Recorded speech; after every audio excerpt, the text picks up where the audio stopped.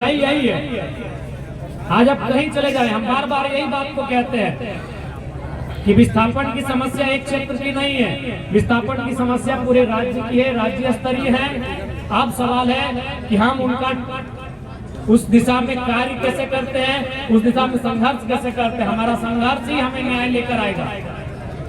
और आज अभी सुनने में आया मांडू, यानी ये जो मांडू विधानसभा के हैं, यहाँ के स्थानीय विधायक शायद उनका जो आवास है 400-500 मीटर की दूरी में है, और कल उन्होंने बहुत मेहनत किया था, उनके समर्थकों ने मेहनत किया था, लोगों को जाके घर घर जाकर उन्होंने बहुत मेहनत किया था डराने धमकाने का कि इस कार्यक्रम तक कोई नहीं आए। बिल्कुल, और हम स्वयं कहेंगे इस कार्यक्रम तक लोग नहीं आते अगर आप इनकी समस्याओं का समाधान करते हैं। यदि आप इनकी आवाज को कंपनियों के खिलाफ जाकर कहते हैं तो ये कार्यक्रम होने की आवश्यकता ही नहीं थी। आपने खोट दी, आपके क्रियान्वयन कार्यक्रमों में खोट दी, तभी जाकर जनता ने आज एकजुटता का परिचय दिया है, आज एक सभा का परिचय दिया है, कल कोई आंदोलन का भी परिचय देंगे। बिल्कुल इस बात को आप याद रखेंगे। एक नया ट्रेंड चला है कि यदि कोई कार्यक्रम हो तो भाई नहीं जाना है, खासकर जरा मत अगर आ रहा है तो आपको नहीं जाना है। ये झारखंड में बाकी नेताओं ने लोगों के जहन में डालने का प्रयास किया है, लेकिन याद रखिएगा डर कर ज्यादा दिन तक लोग नहीं रहते हैं। किसी के डर के साये में ज्यादा लोग नहीं रहते हैं। वह डर का साया समाप्त होता है और वह डर का साया जनता समाप्त करेगी। इस बात को आप बिल्कुल नोट कर लीजिएगा। स्थानीय विधायक जी आपसे हम स्पष्ट कहेंगे, जो आपने कल मेहनत किया है अच्छा बात है, जितना आपने मेहनत किया वो भी अच्छा बात है, लेकिन यदि वही मेहनत अगर आप सार्थक रूप से लोगों के हित के लिए, हक अधिकार के लिए करते तो शायद आज इसकी आवश्यकता नहीं पड़ती। तो इसलिए अब ये जनता जनार्दन को भी तय करना है कि आज वो किन के भरोसे इस आंदोलन की अगुवाई करेंगे, वो किन के नेतृत्व में, वो किन के साथ होकर इस आंदोलन को लड़ेंगे और अपने हक अधिकारों की रक्षा करेंगे। अब ये आज जनता को तय करना होगा। आज 25 साल हमारे झारखंड को बना हुआ 25 साल हुआ, 26 साल में हम लोग प्रवेश कर गए हैं, लेकिन परिस्थितियां जस की तस। इसका कारण यही है कि हमारे लिए हमारे जो असल मुद्दे हैं, हमारी जो असल समस्याएं हैं, उन पर बात करने वाला कोई नहीं। आज सड़क, पानी, जो सुविधाएं हैं उससे कई महत्वपूर्ण है यहाँ विस्थापन की, यहाँ कंपनियों के जो प्रदूषण जिसके कारण हमारा उम्र, हमारी समय सीमा दिन प्रतिदिन कम होती जा रही है। आप किसी गांव से अपने शहर की तुलना करिए, वहाँ के जो बुजुर्ग हैं और आपके जो बुजुर्ग हैं उनके बीच एक तुलनात्मक अध्ययन करिए कि वो किस प्रकार जीते हैं, उनकी आयु आज किस प्रकार है और आज आपके नगर क्षेत्र, शहर क्षेत्र की परिस्थिति क्या है। आप स्वयं आकलन करें, देखिए इन पेड़ों को। पेड़ के बारे में कहा जाता है कि एक पेड़ कई प्रकार के गैसों को अपने अंदर सोखने का कार्य करती है। आज देखिए पेड़ों की स्थिति क्या है, काले पेड़ बता रहे हैं यहाँ के लोगों का जीवन का स्तर क्या है। बिल्कुल ये घोर उल्लंघन है।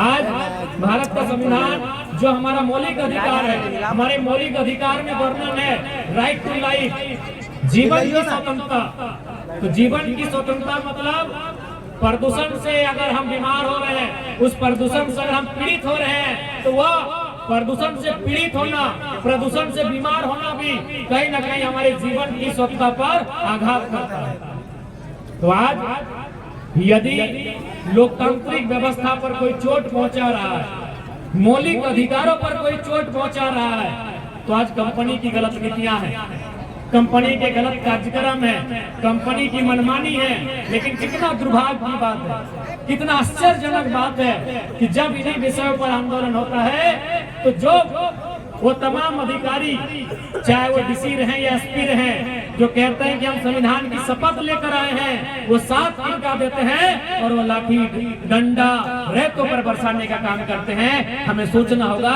कि आज लोकतांत्रिक स्तर को हम कहां लेकर जा रहे हैं। आज जो प्रदूषण फैला है, चारों तरफ जो धुएं आप देख रहे हैं, ये पेड़ जो काले काले हो गए हैं, कौओं से भी काले पेड़ हो गए हैं, कौओं से भी काले ये पेड़ हो गए हैं, पत्ते हो गए हैं, ये शाखें हो गए हैं, ये टहनियां हो गई हैं, जो कि सीधा आघात कर रहा है हमारे जीवन की क्षमता पर। हमारा जो जीने की आजादी है, हमारी जो जीवन जीने की आजादी है, उस पर सीधा आघात कर रही है, जो हमारा मौलिक अधिकार है। लेकिन बताइए, इस पर कोई बोलने वाला नहीं, इस पर कोई सुनने वाला नहीं, केवल किताबों में, केवल कागजों में। और एक बात आपको मैं बता दूं, मैंने तो मुख्यमंत्री की बात कही थी, विधानसभा में एक स्पीकर भी होते हैं जो विधानसभा के प्रोटोकॉल के हिसाब से मुख्यमंत्री से भी ऊपर होते हैं। विधानसभा के बाहर मुख्यमंत्री बड़े हैं, उनके पास पूरी शक्तियां हैं, वो सारी शक्तियां उनके अनुसार चलेंगी। लेकिन विधानसभा के अंदर सबसे सुप्रीम कोई होते हैं तो स्पीकर होते हैं, क्योंकि मुख्यमंत्री को भी अगर कुछ कहना होता है ना तो खड़ा होकर कहते हैं। यानी स्पीकर का मैंने इसलिए नाम लिया कि धनबाद में कुछ विषय विधानसभा के अंदर रखे गए थे, प्रदूषण को लेकर और ओबीडम को लेकर। उस पर माननीय अध्यक्ष महोदय ने एक कमेटी बनाई, उस कमेटी में 7 विधायकों को रखा गया। उसके बाद भी समस्याएं जैसी की तैसी। स्पीकर जो विधानसभा को संचालन करते हैं, विधानसभा के भीतर के कैप्टन है, who is the leader of inside of assembly, अंदर के जो कैप्टन है, विधानसभा के संचालन के जो कप्तान हैं, जिनके कहने से विधानसभा संचालित होती है, उस शख्स ने एक समिति बनाई और उस समिति को पूर्वांचल के क्षेत्रों में विजिट करने के लिए भेजा कि आप जाइए और कहां लोगों की समस्याएं हैं, प्रदूषण को लेकर समस्याएं हैं, कंपनियों के द्वारा जो ओबीडम किया जा रहा है वो जबरन उनकी जमीनों पे किया जा रहा है। लेकिन रिपोर्ट गया, अब पता नहीं रिपोर्ट में कितनी पारदर्शिता है। ये जो 7 विधायक जिनको चुना गया था, ये लोग जाके उन दलालों के साथ कहीं चाय पानी पीकर रसगुल्ला तक खाने नहीं पहुंच गए, ये हमें संदेह है। ये हमारे राज्य की सच्चाई है। सोचिए, जिनको हम मानते हैं कि यार सीएम सुपर होता है, स्पीकर ऊपर होता है, आज उनके निर्णयों की धज्जियां उड़ाई जा रही है इस राज्य में। तो सोच के देखिए, अवैध पूंजी वाले कितने सुप्रीम है इस राज्य में। माफिया लोग, अवैध रूप से पैसे कमाने वाले लोग, अवैध रूप से फैक्ट्रियां चलाने वाले लोग आज हमारे राज्य में कितनी पकड़ रखते हैं, कितना वर्चस्व रखते हैं। आप ये अंदाजा लगाइए कि अध्यक्ष महोदय ने टीम बनाई, उस टीम में के गांव जाने के बाद भी समस्याएं वही है, वही ओबीडम किया जा रहा है, वही रेतों की जमीन पर जबरन कोयला खनन किया जा रहा है, वही प्रदूषण उनके घरों में छोड़ा जा रहा है, उनके गांव काले, उनके जंगल काले, उनके पेड़ पौधे काले, कोई एक्शन नहीं। आप किस पे उम्मीद रखेंगे? नहीं रखना है। किस पे उम्मीद रखेंगे? मुख्यमंत्री ट्वीट करते हैं, उपायुक्त ट्वीट को जो संज्ञान में लेते हैं, उसके बाद भी प्रदूषण छोड़ा जा रहा है। इतना कमजोर स्टेट तो नहीं होना चाहिए। अरे आप दिसम गुरु शिबू सोरेन के बेटे हैं, दिसम गुरु का नाम, उनका कार्य कोई भूल गए हैं शायद। ये हमें लगता है क्योंकि ये होता है, अगर एक पीढ़ी संघर्ष करती है तो शायद दूसरी पीढ़ी नहीं करती है, तो मुख्यमंत्री ने संघर्ष को नहीं देखा है। आश्चर्यजनक है, आश्चर्यजनक है कि मुख्यमंत्री के कहे अनुसार भी जो कहते हैं उसका भी अनुपालन नहीं हो रहा है, उनके निर्देशों का अनुपालन नहीं हो रहा है। कहां से हिम्मत है? तो हिम्मत है भाई, हिम्मत किनको है? अंचल अधिकारी को है, बड़ा बाबू को है, अफसरों को है, खुला छूट है, कलेक्शन करने का खुला छूट है।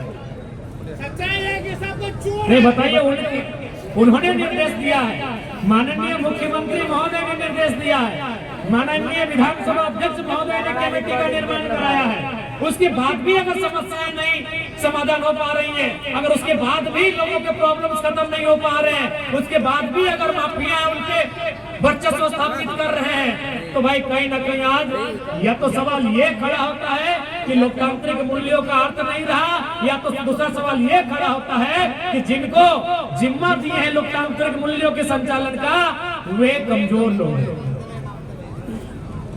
या तो लोकतांत्रिक व्यवस्थाओं पे सवाल खड़ा होता है या तो इनकी कमजोरी पे सवाल खड़ा होता है। ये हकीकत है। बहुत सारे सरकार के समर्थक हैं, तो आप भी चीजों को जानिए। बिल्कुल आज के डेट में यदि दो गांव वाले मंगरू और झगड़ू का झगड़ा होगा तो न्याय की उम्मीद है। जिस दिन किसी वीआईपी पर्सन से आपका सामना होगा, न्याय की उम्मीद नहीं है। नहीं है भैया, सही है बात। अभी हमने डीसी को दिया है, एसपी को दिया है, वो नहीं सुन रहा है मेरा।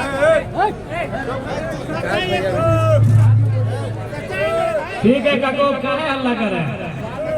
वो नहीं सुन रहा है मेरा। नहीं सुन रहा है तो ये गांधी का देश है, ये भगत सिंह का देश है। आपको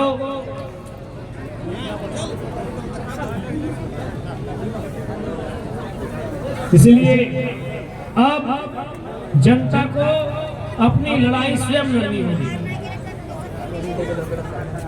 अब एक आम व्यक्ति को अपनी लड़ाई स्वयं लड़नी होगी, कई आम व्यक्तियों के सहयोग से लड़नी होगी। क्योंकि मैंने जो उदाहरण आपको बताया, इसको आप भी जानते हैं, इसको आपने भी अखबारों के माध्यम से पढ़ा होगा, डिजिटल मीडिया के प्लेटफॉर्म में जाकर आपने देखा होगा। उसके बाद भी कार्रवाई का ना होना ये स्पष्ट बताता है, ये साफ साफ दर्शाता है इस राज्य में लोग कितने हावी हैं, अवैध पूंजीपति कितने हावी हैं, जो अवैध रूप से प्रदूषण धुआं लोगों को खिलाकर जो पूंजीपति बने हैं, वे लोग कितने हावी हैं कि मुख्यमंत्री को नहीं गदाना। ऐसे में अब हमारे पास ये रास्ता है कि अपनी लड़ाई को हमें लड़ना होगा, लेकिन हाँ सिस्टमेटिकली हर एक तरह से लड़ना होगा। जनबल से भी लड़ना होगा, कागज कलम से भी लड़ना होगा, बहुत जिन हथकंडों से लड़ाई लड़ी जाएगी। जैसे आप किसी एक समूह हम लोग धरना प्रदर्शन के माध्यम से डट गए, एक समूह हम लोग बंदी के माध्यम से डट गए, तो दूसरा समूह को कोर्ट में जाकर एक ट्रायल भी डालना होगा। हमें हर एक तरह से इस लड़ाई को लड़ना होगा और इस लड़ाई में निष्पक्ष रूप से पत्रकारिता का योगदान रहेगा। आपको जनता के जिन मुद्दों में निष्पक्ष रूप से साथ खड़ा होगा। आपके पास भी चुनौतियां आएंगी, आसान नहीं है। बीते कुछ दिनों में जो मीडिया बंधुओं के साथ घटना घटी, गोड्डा में, इधर आपका गढ़वा पलामू में, तो आप कहीं ना कहीं आपके भी मन में एक शंका हो जाती है, आप भी कहीं ना कहीं मन में भयभीत होते हैं जिस प्रकार से प्रशासन का रवैया रहता है। इसलिए आपके लिए भी एक चुनौती रहेगा, इस परिप्रेक्ष्य में आपके लिए भी चुनौती रहेगा। लेकिन मैं मानता हूं आप लोग चुनौतियों से लड़ने के लिए हमेशा तैयार रहते हैं। इस बार चाहे वो मुद्दा रामगढ़ का हो या झारखंड के किसी कोने का, मीडिया का वही योगदान होगा जो योगदान उन्होंने कभी अंग्रेजों के कालखंड में इस देश के लोग, एक आम व्यक्ति की आवाज को, इस देश के एक आम व्यक्ति की पहचान को मदद करने के लिए किया था। आज वही योगदान आपका इस राज्य में रहेगा, आज वही योगदान पीड़ित शोषित जनता के लिए आपका रहेगा। इसलिए आपको भी अपने योगदान का निर्वहन करना होगा। बाकी विधायिका का अंग होने के नाते मैंने हमेशा प्रयास किया है जनता के मुद्दों को सीधा विधानसभा के पटल पर टू द पॉइंट रखा जाए, और मैंने बिना किसी लोंग लपाट के, बिना किसी इधर उधर की बात किए, बिना किसी ऐसे वैसे विषयों पर बात किए, मैंने हमेशा मुद्दों को विधानसभा पे लाके रखा है। इसलिए मैं आपसे भी अनुरोध करूंगा, जितने भी मीडिया के साथी हैं, मीडिया के बंधु हैं, आप देख सकते हैं इसी वातावरण में आप भी जीते हैं, इसी आबो हवा में आप भी रहते हैं। आप देखिए आज क्या है प्रदूषण का हाल, आज ये कंपनियों की क्या है मनमानी, आप देखिए चारों तरफ क्या परिस्थितियां हैं, रहने के योग्य नहीं है ये क्षेत्र। इसलिए इसी समाज में आप भी रहते हैं। हम चाहते हैं कि आप कलम की लड़ाई में आप अपना योगदान देंगे जनता जनार्दन को, और बाकी जो पढ़े लिखे नौजवान हैं वह न्यायालय में अपनी याचिका को दायर करेंगे, और बाकी जो आंदोलनकारी हैं अब नए स्तर से आज के बाद, इस सभा के बाद नए तरीके से आंदोलन की तैयारी होगी, और उस आंदोलन से अपनी आवाज को हम लोग बुलंद करने का काम करेंगे। और साथ ही विधानसभा का सत्र चलेगा तो विधानसभा के भीतर उसे ले जाने का काम ऑफिशियल रिकॉर्ड बनाने का जिम्मा मेरा होगा, उसे हम विधानसभा के भीतर लेके जाएंगे। और सभी से मेरा आग्रह होगा कि आज सबको समझना होगा परिस्थिति को। आज इस राज्य की स्थिति परिस्थिति को सबको समझना होगा और सबको मिलकर साथ देना होगा। ये मैं सभी से अनुरोध करूंगा, क्योंकि समय का अभाव है, ठंड का मौसम है और बिल्कुल अभी नगर रामगढ़ शायद नगर परिषद में आता है ना। अच्छा, हम लोग का नगर निगम है, धनबाद नगर निगम है, आपका नगर परिषद है। तो निसंदेह अभी नगर परिषद का चुनाव भी है। मैं तमाम साथी से कहूंगा, हालांकि कह सकते पार्टी के लिए अप्रत्यक्ष चुनाव होता है, क्योंकि आपका डायरेक्ट कैंडिडेट नहीं होता है, आपके बीच का कैंडिडेट होता है। बतौर पार्टी तो चुनाव नहीं होता है, लेकिन आपका समर्थित उम्मीदवार होता है। अगर रामगढ़ के जितने भी हमारे साथी हैं, रामगढ़ के जितने हमारे पदाधिकारी हैं, सदस्य हैं, आप तय करेंगे। बाकी अन्य क्षेत्रों का हमारा जो भी मेहनत करना होगा उसके लिए हम लोग तैयार रहेंगे। बाकी नगर परिषद के क्षेत्र में जो भी निर्णय लेना है वो आप सूझबूझ से लेंगे, उस पर हम लोग मेहनत करेंगे, उस पर हम लोग संघर्ष करेंगे। चूंकि यह एक नगर निगम का चुनाव केवल लेकिन महज चुनाव नहीं है, यही चुनाव आगे विधानसभा को प्रभावित करती है। यही लोग जो चुन के जाते हैं आने वाले दिन अन्य चुनावों को प्रभावित करते हैं। तो हम लोग अंतिम इकाई से, चाहे वो पंचायत का चुनाव हो या नगर का चुनाव हो, अंतिम स्तर से हम लोग नेतृत्व के गुण को तराशने का काम करेंगे, जो इन फ्यूचर जाकर झारखंड के लिए बेहतर कर सके। और बिल्कुल आज गोंदलपुरा की जहां तक बात है, विगत 3 सालों से बड़का गांव गोंदलपुरा, उस क्षेत्र में अगर आप घूम के आएंगे तो ऐसा लगेगा कि मानो वो भारत का हिस्सा नहीं है, वो तालिबान का हिस्सा है। इस प्रकार से पुलिस और सिपाही और फोर्स तैनात किया जाता है एक आम व्यक्ति के जमीन को जबरन अधिग्रहण करने के लिए। इस भारत की कल्पना हमारे महापुरुषों ने नहीं किया था। इस भारत के निर्माण के लिए हमारे वीरों ने अपने लहू, अपने प्राणों की आहुति नहीं दी थी। कि आज भूरे अंग्रेज जो भगत सिंह कह के गए हैं कि अंग्रेजों से तो हम आजादी ले लेंगे, लेकिन वो आजादी कहीं 10% भूरे अंग्रेजों के हाथों में लटक के ना रह जाए। तो इनके लिए हमने ये आजादी नहीं लिया था कि आज लाठी के जोर पे, आज शासन प्रशासन के जोर पे किसानों की जमीनों को जबरन अधिग्रहण किया जाए। इसलिए मैं सबसे कहूंगा कि लड़ाई आर पार की लड़ी जाए। अब जरूरत पड़े तो एक पीढ़ी को सामने आके खड़ा होना होगा ताकि दूसरे पीढ़ी के अधिकारों की रक्षा हो सके। मैं आपको स्पष्ट कहना चाहूंगा, बाकी हम लोग हर एक प्रकार की लड़ाई में आपके साथ हैं। हम लोग कभी भी पीछे हटने वाले नहीं हैं, क्योंकि हम लोग को अपना परिवार, अपने जीवन का कोई मोह नहीं है। अपने जीवन का, अपने घर परिवार का कोई मोह नहीं है। हम लोग का जीवन जनता के लिए है, जनता की समस्याओं के खिलाफ जाकर लड़ने के लिए है। इस बात से मैं आपको स्पष्ट कहना चाहूंगा। और बिल्कुल आज जितना कोयला चोरी मैंने विधानसभा में उठाया था कि जितना सरकारी अधिकारियों, सीसीएल, बीसीसीएल मैनेजमेंट के जानकारी में उनके अधीन जितना कोयला चोरी होता है, ये बहुत ही दुर्भाग्य की बात है। आज उन्हें चेतना होगा, नहीं तो जनता अब सड़कों पे आएगी। क्योंकि ये खनिज केवल खनिज नहीं है, ये हमारे हिस्से का है, ये हमारे हक का है। इसलिए अगर आपसे नहीं रुकेगा तो अब यहाँ की जनता सड़क पर आएगी। चाहे वो अवैध कोयला का काम हो, अवैध बालू का काम हो, या इस राज्य के किसी भी खनिज को अवैध रूप से अगर किसी अन्य राज्यों में या अन्य क्षेत्रों में ट्रांसफर किया जाता है, हस्तांतरित किया जाता है, तो अब यहाँ की जनता सड़कों पर आकर अपने इस राज्य से लूटे जाने वाले हर एक खनिज को बचाने का काम करेगी।